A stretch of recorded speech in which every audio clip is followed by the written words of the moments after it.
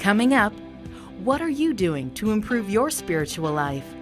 Today, Pastor John Albiston talks about giving your best to God, and he shares one particular challenge he's working on. But there are times where I struggle where I spend so much time on the kingdom, I forget to spend time with the King. Stay tuned to find out more. And learn how you can gain 24/7 access to Miracle Channel. Enjoy it anytime, anywhere. More to come when we return to The Walk.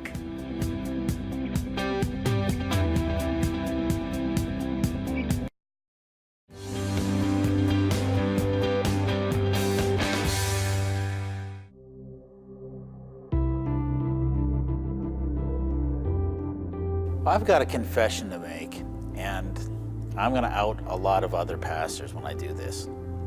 But do you remember the story of Martha and Mary, where Mary wants to spend time with Jesus, and Martha is busy in the kitchen doing all these things, and Martha gets upset at Mary and says, Jesus, tell Mary, to come help me in the kitchen.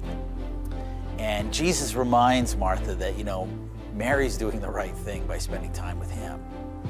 What happens in my life, and a lot of other pastors, is we fall into Martha's trap. There are times that I get really, really excited about serving the kingdom. I get really excited about thinking about the kingdom and strategizing on how to grow the kingdom and really putting my hands to the plow and working. And I love, love, love, love doing that. But there are times where I struggle where I spend so much time on the kingdom, I forget to spend time with the King. And I spend a lot of time loving the kingdom. And it's good to love the kingdom of God. But if you spend time loving the kingdom and neglect loving the King, you're missing out. And so that's sometimes a problem that I struggle with, and something that I've been working on in my own life is, as much fun as it is to work in the kingdom, that I need to take time to really spend quality time with the King. And I tend to be a little bit more of a thinking than a feeling kind of person, and so it's really easy for me to do that. But I do need to take that special quiet time to really spend time walking with my God and falling in love with him again, and really learning to appreciate everything he's doing in my life, appreciate him for who he is. So that's an area that I'm working on growing on right now. Connect with us on Facebook, Twitter, or email thewalk@miraclechannel.ca.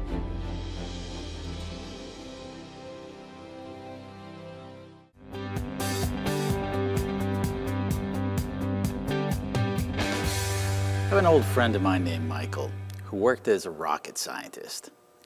Now, technically he didn't work on rockets, but if you remember the space shuttle and remember how it had the Canada space arm, well, he's the one who designed the control systems for the Canada space arm in this shuttle. So close enough to be a rocket scientist for me. That's what I call him.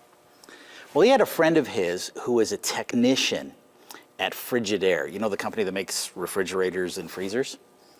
And somebody had called into the tech department and they had a safety question. And this lady says, I want to know if it's safe for me to eat my frozen turkey. Well, he was a little confused, well, it's traditional to cook the turkey before you eat it. But what do you mean? She says, well, the turkey's been in my freezer for 8 years. And I want to know, is it safe to eat? And he said, well, technically, yes. It's going to be very badly freezer burned, but provided, and this is a big if, can you guarantee that during the last 8 years, you haven't had a significant power outage where that turkey began to thaw and then refroze? Because if that happened, it's not safe to eat. Well, the lady pauses and she thinks and she says, yeah, you know what? I'm not really sure. It probably isn't very safe to eat. I'll just give it to the church instead.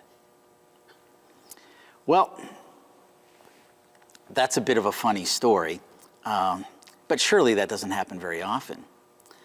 Well, I used to have a youth pastor at my previous church, Rob Winslow, and he used to call the youth room the Mennonite dump. And I asked him, why are you calling it that? And he says, well, if you looked in the furniture that we keep in our youth room, And let's be fair, I don't know how many youth rooms you've seen in other churches. I've seen quite a few, and it's a bit of a fair assessment.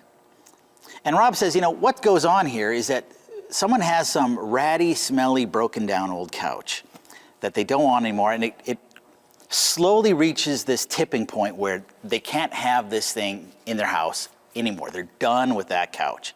And so they get a friend to bring a pickup truck over, and they go to carry the couch and get it onto the pickup truck, and then they get the idea. It costs $20 to take this couch to the dump, but I can drop it off at the church for free. Well, that happens a lot.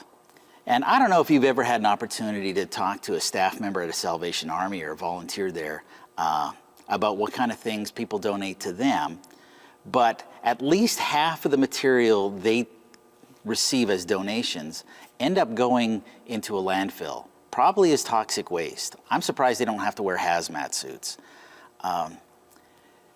This has been a problem that's been going on since the beginning of history. When we turn back in our Bibles, all the way to Genesis chapter 4, we see this happening with Cain and Abel. We see Cain, he gives some stuff to God. It's not like he's not giving anything. But Abel gives his very best to God. Now, God has perfect clarity on who he is and what he's worthy of. And God accepts Abel's very best. But God doesn't accept Cain's "here's something." Well, Cain's reaction is moral outrage. He's indignant that his contributions wouldn't be accepted. Now, we're all thinking that, I'm like Abel, I'm not like Cain. But if you went and questioned anybody who donated one of those smelly couches to the church and said, why are you giving your worst to God? They would be indignant. They would be outraged. Do you know who I am? I don't have to give anything. And I think this tells us something about our hearts. You see, we say we worship a God of glory. We say that God is worthy of all glory, all honor, all praise. Those are things we say. But often what we do says that we think that God is really like a stray dog in the back alley, and that God, he should feel lucky for whatever scrap that I give him. I don't think that's really the right way we should be thinking about God. I think the question is not how can we give God our least, but how can we give God our best? Now, one of the things we can look at is our time. Now, I'm going to personally challenge you on this. Do you give God the best of your time or the leftover scraps of your time? When you volunteer in church, do you show up on time? Are you there ready and passionate? Or I'll volunteer once every 6 weeks if it isn't sunny or rainy or if there isn't something good on TV? Are we giving God our very best? Or are we giving leftover worst? What about our finances? Are we giving God our first fruit right off when we get our paycheck? Or do we wait till the end of the month and see, well, you know what? What kind of change or pocket lint can I give? Maybe some Canadian Tire money. What are we doing with our finances? How we spend our money reveals what's in our heart.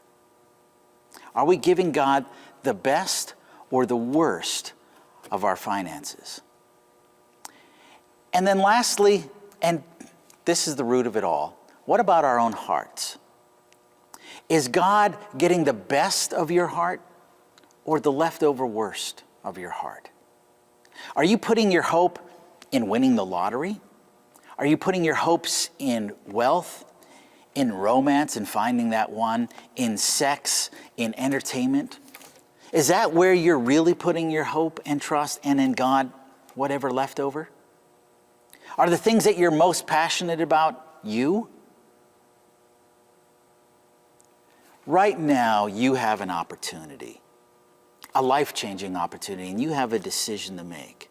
From this point on, no matter what you've done in the past, Are you going to start giving God your best, or are you going to give God your worst? Are you going to give God the best of your time or the worst of your time? The best of your finances or the worst of your finances?